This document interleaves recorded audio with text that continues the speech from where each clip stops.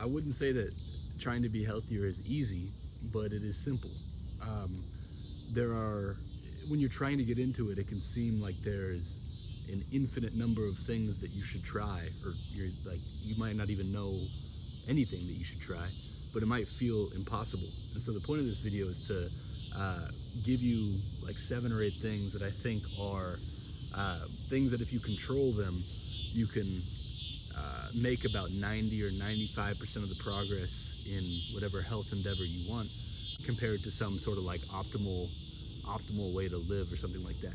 It's really just to say that the human body is sort of simple in the things it needs to be healthy.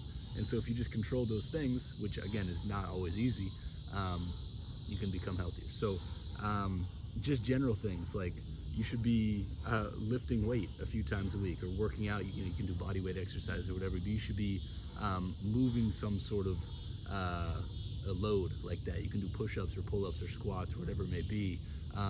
There's not some like optimal, like another point that's really important is that when you start trying to find some like optimal way to go about anything, whether it's like starting in the gym, like if you want to find like the optimal like gym routine that'll give you like maximum gains, you'll find that you'll spend an insane amount of time searching for that.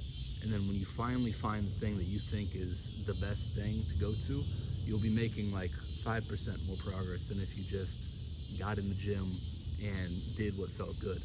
So really, for people who are trying to become healthy, just go do something. Like just go, if you want to work out, go work out. You know, if you want to lift weights, go lift weights, go run. Don't worry so much about specifics. Wait until, wait a few months, get into it, and then you can start worrying about specifics if you want to. But realize that just by going to do it, you're getting the vast majority of the benefit of doing it, even if you're not in some like optimal scheme. So lift weights, go run. You should, a few times a week, you should be going for a jog, or playing basketball or soccer or whatever, getting your heart rate up and getting a sweat going and maintaining that. That's really good for you. Eat things, is what I always say, eat things that were once alive, or try to, as much as you can. Eat organic foods, meats and fruits and vegetables and water and things that have like that sort of living energy in them. And again, you don't have to be so perfect about it. Like, you don't have to become like substitute every single thing in your diet, but start eating more like that and you'll probably feel better. You should go outside most days or every day and be in the sun, like I am right now, be in the forest, and feel the air on your skin, feel the sun in your eyes, and just observe how that makes you feel better.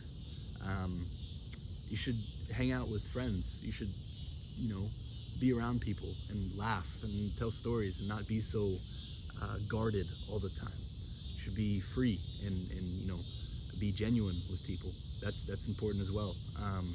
And it's interesting how that seems like something that would affect your mental health more, but you'll find that you feel better overall, not just mentally, but in terms of a physical way. You feel better when you start doing stuff like that too, which is sort of interesting to me. To be trying new things, and you should be finding hobbies, and you should be finding passions from those hobbies maybe. You should be living in a sort of open, free way. I think that's how humans were sort of meant to live.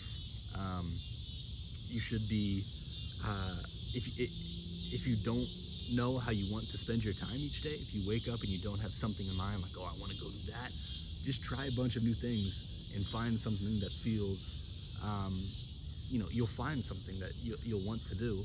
And then when you wake up every day, you'll have something that you want to go do. And just like the last thing, like being around people, or the sun on your skin, like that'll affect your physical health as well, profoundly, as weirdly as that sounds, it will. It's sort of a similar thing, but you should have goals for the future. You should be like looking ahead and saying, this is where I want to be, this is what I want to do. That'll sort of, having that sort of direction, or being on the path, being on a path, or being on a train track like that in life will take away a lot of the anxiety about the future, especially for young people like me. Like